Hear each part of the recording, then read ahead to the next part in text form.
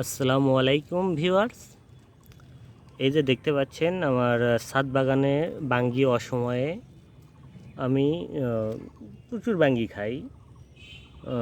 ফ্রিজে রাখার পরে কয়েকটা বাঙ্গি নষ্ট হয়, পাশাপাশি আর বাঙ্গি খেয়ে বীজগুলো এর ভেতরে ফেলতাম, বা বাঙ্গির যে অবশিষ্ট অংশ ওগুলো জৈব সার হিসেবে ব্যবহার করার জন্য আমি এখানেই ফেলতাম। এই যে সেই বাঙ্গি দেখতে পাচ্ছেন, মাশাআল্লাহ অনেক সুন্দর হয়েছে। এখানে দুইটা দেখতে পাচ্ছেন, যে এখানে আরেকটা দেখা যাচ্ছে, আরও আছে। মোটামুটি কয়েকটা 7-8টা বাঙ্গি সেট হয়েছে। গাছ একটু বেশি হয়ে গেছে, তারপরেও এর মধ্যে এখানে একটা দেখছিলাম, এই যে আরেকটা